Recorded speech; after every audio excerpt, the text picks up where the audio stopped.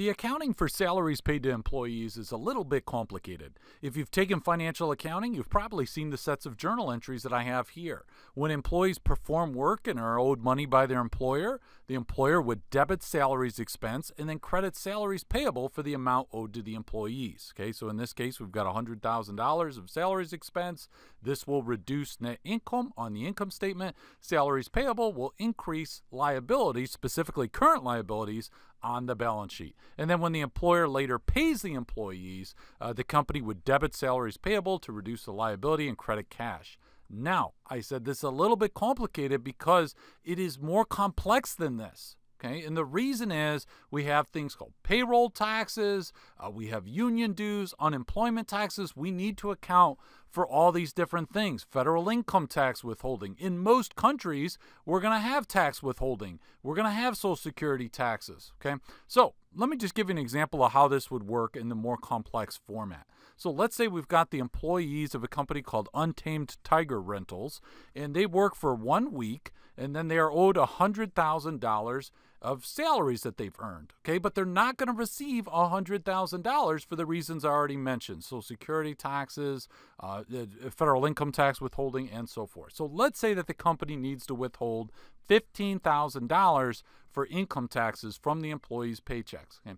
And then in addition to that, there's $15,300 in Social Security tax, 50% of which we will say is going to be paid by the employer. The other 50% will be paid by the employee. And then we've got $1,000 of union dues. Let's just say that these are unionized employees. And then we've got unemployment tax that is going to be 100% paid by the employer. So let's unravel all this. It's a little bit complicated, but we can understand it if we break it down bit by bit. So the employees are owed $100,000 in terms of what they earned, so we are going to debit salaries expense for $100,000. However, this $100,000 is not the amount that the company is actually going to pay out to the employees. Okay, so they recognize that amount for salaries expense. However, they're actually only going to credit salaries payable for $76,350. So this is the actual amount those employees are going to receive in terms of their take-home pay. Why is this different than the $100,000? Because we have $15,000 of withholding taxes payable. This is basically the company is saying, look, yeah, you're owed $100,000, but the government has asked us to withhold some of that money so that basically it's like making sure you pay your taxes. Okay, and then you'll file your tax return at the end of the year. Maybe you paid too much, you paid too little, and so forth. Okay, you might end up getting a refund. That's a separate issue. But the withholding, $15,000, you are not receiving, the employees, are not receiving as part of their take-home pay.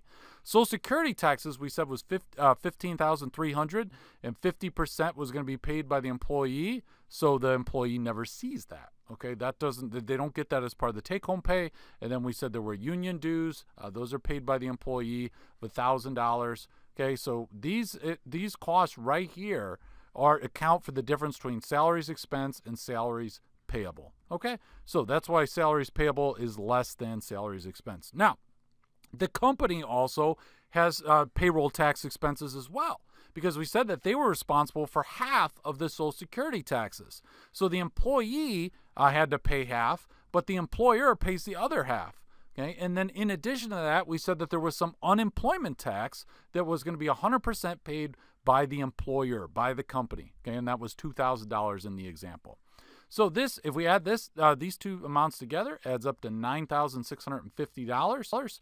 So the company, in addition to recognizing that salaries expense, they're also going to debit payroll tax expense, which is going to reduce net income on the income statement, and they're going to record two other liabilities: Social Security taxes payable for $7,650, and the unemployment taxes payable for $2,000. Okay, and these are amounts like this unemployment tax payable that is due by the company to the government. Okay, they're going to have to pay that over. And when they do pay the government, they'll debit the unemployment tax payable for $2,000, credit cash for $2,000 when they remit that money to the government.